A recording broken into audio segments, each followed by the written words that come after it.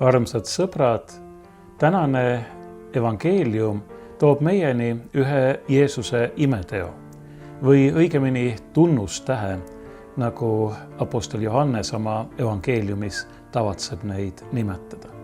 See on oluline, sest et Johannese evangeeliumis ära toodud imeteod on tõepoolest tunnustähed, mis on kirja pandud selleks, et need, kes nende kohta loevad, võiksid veenduda, võiksid tulla usule, et Jeesus on tõepoolest see, kelle ta ise ütles enda olevat ja kelle tema apostlid kuulutavad ta olevat, et ta on Jumala poeg, kes on saanud inimeseks selleks, et mitte keegi ei peaks hukkuma, vaid et kõigil, kes temasse usuvad ja ta vastu võtavad, võiks olla Jumala laste igavene elu. Apostel Johannes ütleb oma evangeeliumi lõpul seda, milleks ta on need asjad kirja pannud ise nõnda. Jeesus tegi jüngrite ees veel palju muid tunnustähti, mida ei ole sellesse raamatusse kirja pandud. Aga need on kirja pandud, et te usuksite, et Jeesus on Kristus, Jumala poeg, ja et teil uskudes oleks elu tema nimes. Niisiis, kõik, mis Johannese evangeeliumis seisab, on pandud kirja selleks, et me usuksime, et Jeesus on Kristus, Jumala poeg, ja et meil uskudes oleks elu tema nimes. Pidagem seda meeles, kui me nüüd kuuleme meie tänast evangeeliumi, seda lugu tunnustähest või imeteost, mida on võimalik lugeda Johannese evangeeliumi 4. peatüki lõpust. Nii tuli Jeesus taas Galilea Kaanasse, kus ta oli muutnud vee veiniks. Ja seal oli üks kuninga ametimees, kelle poeg oli Kapernaumas haige. Kui ta kuulis, et Jeesus on tulnud Juudamaalt Galileasse, läks ta tema juurde ja palus, et Jeesus tuleks alla ja teeks terveks tema poja, sest see oli suremas. Siis Jeesus ütles talle, te usute mind ainult siis, kui näete tunnustähti ja imetegusid. Ametimees ütles talle, issand, tule alla, enne kui mu laps sureb. Jeesus ütles talle, mine, sinu poeg elab. Ja inimene uskus sõna, mis Jeesus talle ütles, ning läks. Aga juba koduteel tulid ta sulased talle vastu teatega, et ta laps elab. Siis ta päris neilt tundi, mil pojal hakkas kergem. Nad ütlesid talle, eile päeval kella 1 ajal lahkus temast palavik. Nüüd märkas isa, et see oli juhtunud täpselt sel ajal, mil Jeesus oli talle öelnud, sinu poeg elab. Ja tema uskus, samuti kogu ta pere. Meie kiriku kalendris evangeeliumi lugemine lõpeb selle koha peal, aga ma lisan siia veel järgneva salmi, mis võtab selle kõik kokku. Nimelt ütleb evangelist Johannes, selle teise tunnustähe tegi Jeesus pärast Juudamaalt Galileasse tulekut. Niisiis oli Jeesus tulnud tagasi Juudamaalt, ta oli käinud Jeruusalemmas, ta oli puhastanud Jeruusalemma templi, seal kaubitsejatest, ta oli ka öelnud juutidele, kes teda sellepärast sõitlesid, et kiskuge see tempel maha ja ma ehitan ta üles 3 päevaga. Sellega viitas Jeesus oma surmale ja 3. päeval ülestõusmisele. Jeesus oli vestelnud juutide ülemate hulka kuuluva Nikodeemosega, öelnud talle väga palju väga olulisi asju, kõige olulisemana, et keegi, kes ei sünni ülevalt, kes ei sünni uuesti veest ja vaimust, ei või minna Jumala riiki. Jeesus oli ka kinnitanud seda, et isa ei ole teda läkitanud siia maailma mitte maailma üle kohut mõistma, vaid selleks, et maailm võiks tema läbi saada päästetud, et nagu ma juba ennist ütlesin, keegi ei hukkuks, vaid et kõigil, kes temasse usuvad, oleks igavene elu ja nad võiksid saada Jumala lasteks. Pärast seda oli Jeesus teele asudes läinud läbi Samaaria ja kohtunud seal ühe kaevu ääres naisega, kellega ta samuti pikalt vestles, kes oli oma eluga üsna puntras, aga kellele Jeesus andis lootust, andis ka usu ja mitte ainult sellele naisele, vaid ka kõigile teistele inimestele, kes elasid selle naisega ühes külas. Jeesus kõneles selle naisega kaevul, nagu öeldud, või allikal ja ta kasutas seda kohta selleks, et viidata sümboolselt sellele, milleks ta on tulnud. Ta on tulnud selleks, et anda inimestele tõelist elu vett, et ükski, kes sellest allikast, milleks on tema ise, joob, ei januneks enam iialgi, vaid vastupidi, et temast endast pulbitseksid pärast seda elava vee allikad. Seda kõike oli Jeesus teinud ja nüüd tuleb ta tagasi Galileasse. Ta tuleb küll, võiksime öelda, teatava kõhklusega, sest et ta ise ütleb, et ükski prohvet ei ole kuulus oma kodumaal, aga evangelist Johannes märgib, et galilealased võtsid Jeesuse siiski üsna sõbralikult vastu, nii sellepärast, et nad olid kuulnud imetegudest või tunnustähtedest, mida ta oli teinud Jeruusalemmas, kui küllap ka sellepärast, et nad olid kuulnud nendestki imetegudest või tunnustähtedest, mida ta oli teinud varem Galileas, sealsamas Kaanaski, kus ta oli ühes pulmas viibides vee veiniks teinud, et pulmarahvas häbisse ei jääks. Niisiis, nüüd on Jeesus seal Kaanas tagasi ja meile öeldakse, et tema juurde tuleb üks kuninga ametimees. Me ei tea täpselt, kes see mees oli. Vanemates eestikeelsetes tõlgetes öeldakse kuningamees. See sõna, mida kreeka keeles kasutatakse, viitab kas kuninga õukondlasele või tõepoolest mingile kuninglikule ametnikule. See võib viidata ka kuninglikust soost isikule, aga tõenäoliselt oli siiski tegemist mingisuguse ametikandjaga. Tundub, et see ametikandja elas oma perega Kapernaumas ja nüüd on ta kuulnud, et Jeesus on tagasi ja ta läheb ning otsib Jeesuse seal Kaanas üles. Kapernaumast Kaanasse on umbes 40 kilomeetrit, nii et see ei ole mitte niisama kõrvaltänavasse minemine. Küllap ta oli Jeesusest kuulnud ja tal pidi olema mingisugune usk Jeesusesse, usk tema võimesse teha terveks, teha imesid. Kui tal seda usku ei oleks olnud, siis ei oleks ta seda teekonda ette võtnud. Ta läks ja palus, et Jeesus tuleks Kapernauma ja teeks tema poja terveks, sest poeg on suremas. Seegi näitab tema usku Jeesusesse või Jeesuse võimesse terveks teha, kuna tegemist on tõesti raske haigusega. Teisalt näitab see kindlasti ka selle isa meeleheite suurust. Ta on valmis haarama kinni viimasestki õlekõrrest. Me ei tea ju, kuidas ta tegelikult Jeesusesse suhtus. Ja kui me loeme, mida Jeesus talle ütles, siis me näeme, et kindlasti see, mida ma nimetasin tema mõnesuguseks või teatavaks usuks Jeesusesse või Jeesuse võimesse teha haigeid terveks, teha imesid, see ei olnud kindlasti mingi täiuslik usk, mingi selline usk, mille Jeesus saaks heaks kiita. See ei olnud mitte see usk, mida Jumal ootab inimestelt, kes usuvad Jeesusesse, ta vastu võtavad ja seeläbi igavese elu pärivad. Jeesus ütles sellele ametimehele, te usute mind ainult siis, kui te näete tunnustähti ja imetegusid. Tegelikult, kui me tõlgiksime kreeka keelest otse sõnasõnaliselt, siis oleks Jeesuse lause selline, kui te ei näeks tunnustähti ja imesid, ei te siis usuks mitte.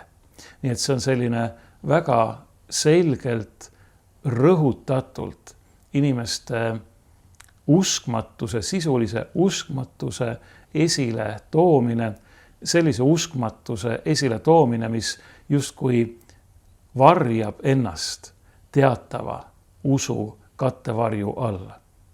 Nad usuvad, nii nagu see mees uskus sellesse, et Jeesus võib teha mingeid suuri tegusid, nii nagu inimesed ikka usuvad vahetevahel imetegijatesse, imetohtritesse, tervendajatesse, selgelt nägijatesse või mõnedesse inimestesse, kes justkui kuulutavad ette isegi Jumala sõnale toetudes tulevikku, aga tegelikult on pigem ise hakanud prohvetid. Inimesed ikka usuvad selliseid asju, aga kui me usume midagi sellist ja ainult seda Jeesuse puhul, siis meil tegelikult ei ole, nagu öeldud, seda usku, mida Jumal ootab neilt, kes Jeesuse läbi päästetud õndsaks saavad. Sellel kuninga ametimehel ei olnud õndsaks tegevat usku. Tal oli usk, et Jeesus suudab midagi teha, aga tal ei olnud usku sellesse, kes Jeesus tegelikult on. Ja see tuli välja just nimelt sellest, et ta palus, et Jeesus tuleks sinna tema koju, tema kotta ja seal midagi teeks. Et ta tuleks kohale ja teostaks mingisuguse raviriituse. Võib-olla ka palve läbi, võib-olla ka Jumala poole hüüdes ja Jumalale toetudes, aga ikkagi ainult inimesena, kellel on teatavad erilised võimed. Võiksime öelda, et see kuninga ametimees meenutab siin mõnes mõttes Süüria väepealiku Naamanit, kellest räägitakse Vanas Testamendis, kes oli ise raskelt haige, tal oli pidalitõbi ja tema tuli siis Juudamaale või Iisraeli maale prohveti juurde ja ootas, et prohvet tuleks oma kojast välja ja viipaks taeva poole ja hüüaks Jumalat appi ja teeks midagi vägevat. Aga prohvet saatis tema juurde oma sulase ja ütles, Naaman, mine ja kasta ennast 7 korda Jordani vette. Muidugi ei ole usk ühessegi prohvetisse võrreldav usuga Jeesusesse, aga võiksime öelda, et selle kuninga ametimehe usk Jeesusesse oli enam-vähem samasugune, nagu oli Naamani usk sellesse Iisraeli prohvetisse, kelle juurde ta oli läkitatud. Kui me võrdleme seda kuninga ametimehe usku ja tema käitumist ühe teise sarnases olukorras olnud mehega, nimelt samuti Kapernaumas elanud või asunud Rooma väepealikuga, kes samuti saatis Jeesuse juurde selleks, et tema sulane võiks terveks saada. Aga kui Jeesus ütles talle, või tema läkitatutele, et ma tulen ja teen ta terveks, siis see väepealik ütles, ei, ma ei ole seda väärt, et sina tuled minu kotta, ütle vaid üksainus sõna, mu sulane saab terveks. Ja siis ta räägib sellest, kuidas tal endal väejuhina, väepealikuna on meelevald ja ta näitab sellega, et ta usub, et Jeesusel on meelevald. Jeesus ei ole mitte lihtsalt see, kes kuidagi nagu meediumina vahendab mingeid erilisi vägesid, mis võiksid selle sulase või selle poja terveks teha, vaid Jeesusel endal on see meelevald. Jeesus ise on see, kes teeb terveks, kelles on see tervendav ja elustav ja elu andev vägi, sest et ta on ju inimeseks saanud Jumal. Ta on Jumal ise lihas meie inimeste keskel. Ja seda ei osanud see kuninga ametimees kindlasti mitte uskuda. Nii et tema usk, niivõrd kuivõrd me võime seda usuks Jeesusesse nimetada, oli äärmiselt ebatäiuslik ja piirdus eeskätt usuga sellesse, et Jeesus võib midagi teha, võib teha imesid. Ja sellepärast Jeesus ütlebki talle nii, te usute mind ainult siis, kui näete tunnustähti ja imetegusid. Aga ametimehe kiituseks tuleb öelda, et ta ei jäta, sest tema mure tema poja pärast on niivõrd suur, et ta isegi ei solvu selle peale, mida Jeesus talle siin ütleb. Ja sellega, olgu tema usk kui tahes ebatäiuslik, on ta meile ikkagi eeskujuks. Ta jätkab palumist, ta jätkab anumist, ta ütleb, issand, tule alla enne, kui mu laps sureb. Aga paraku ta ikka veel ei mõista. Ta palub ikka seda sama, et Jeesus tuleks, sest et ta usub, et ainult siis, kui Jeesus tuleb kohale, saab ta midagi teha. Ja nüüd Jeesus näitab talle, kuidas asjad tegelikult on. Ta ütleb, mine, sinu poeg elab. Ja nüüd sünnib midagi imelist. Meile öeldakse, ja inimene uskus sõna, mis Jeesus talle ütles ning läks. Lihtsalt uskus ja läks. Midagi seal toimus. See oli kindlasti Jeesusest endast õhkuv jumalik autoriteet, mis seda meest mõjutas, aga see ei olnud ainult väline, vaid võiksime öelda, et selle kuninga ametimehe enda sees toimus midagi. Toimus tegelikult vaimulikult seesama, mis sündis sel hetkel tema haige pojaga. Ta sai terveks. Ta sai terveks oma vaimulikust pimedusest, võiksime öelda. Oma uskmatusest, mis oli küll varjatud teatava usu kattevarju alla, aga siiski uskmatus. Ta uskus Jeesuse sõna ja läks selle peale. See tähendab, et nüüd pani ta kogu oma lootuse Jeesusele endale.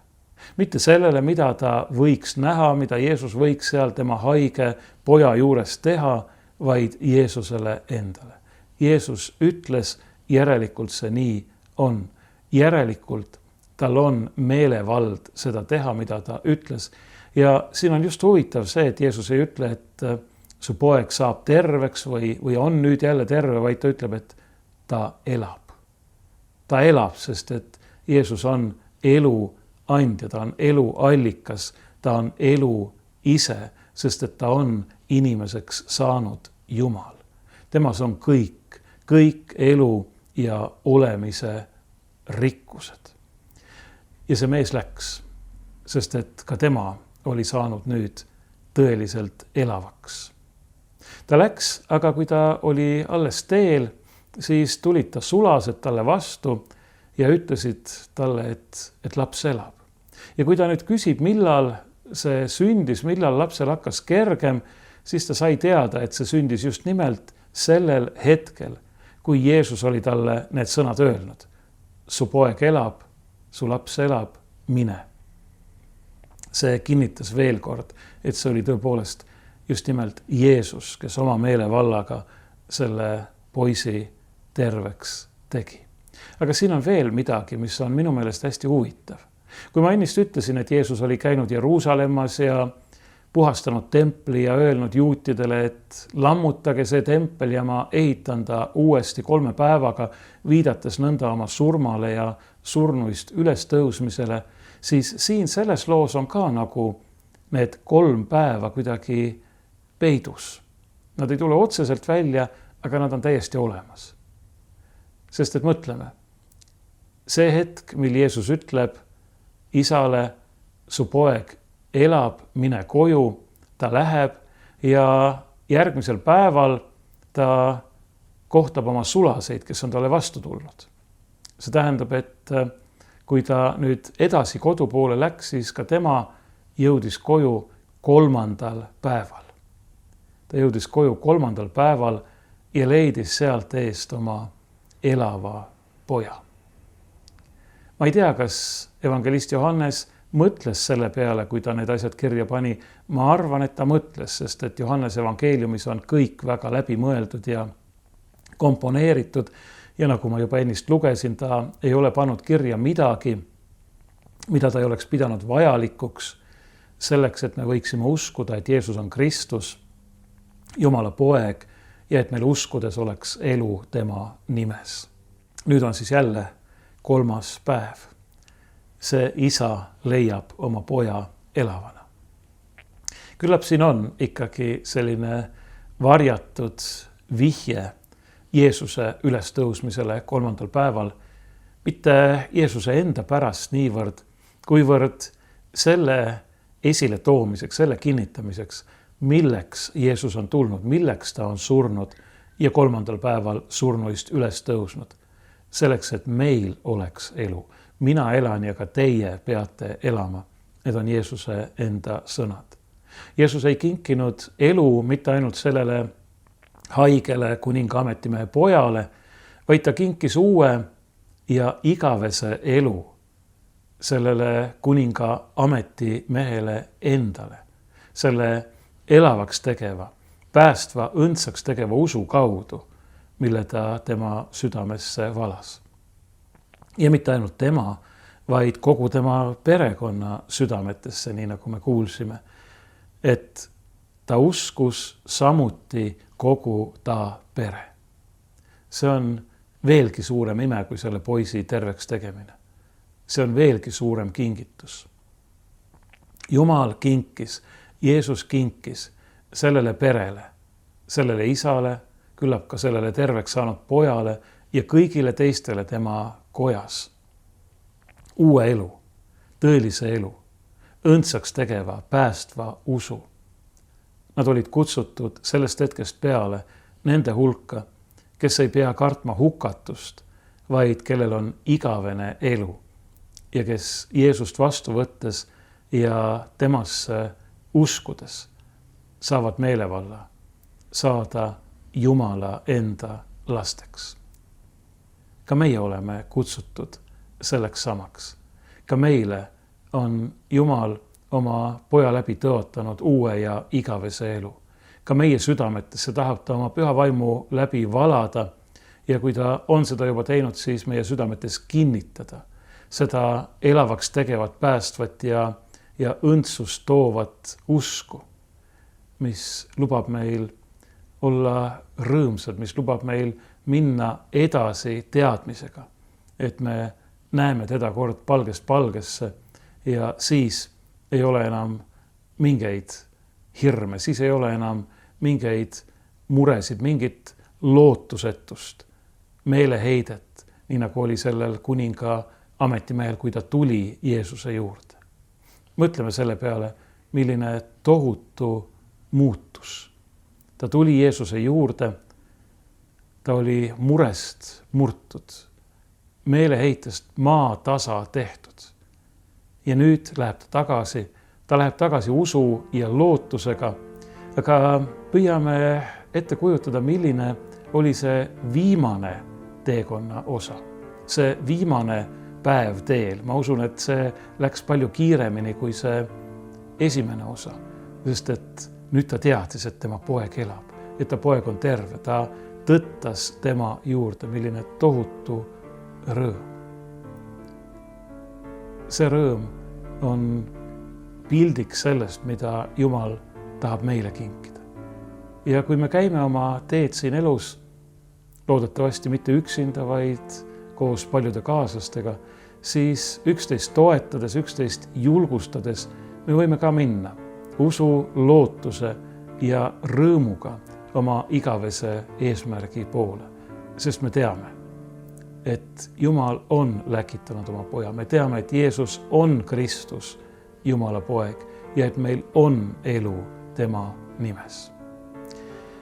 Johannes lõpetab selle lõigu sõnadega: selle teise tunnustähe tegi Jeesus pärast Juudamaalt Galileasse tulekut. Johannes kirjeldab oma evangeeliumis 7 tunnustähte. Me teame, et 7 on ka selline sümboolne arv, täiuslik arv. Jeesus on tulnud selleks, et teha Jumala töö täiuslikuks, et viia see lõpule. Viia see lõpule oma kannatuste, oma surma ja oma ülestõusmisega. Selleks, et mitte keegi meist ei hukkuks, vaid et meil võiks olla igavene elu tema nimes.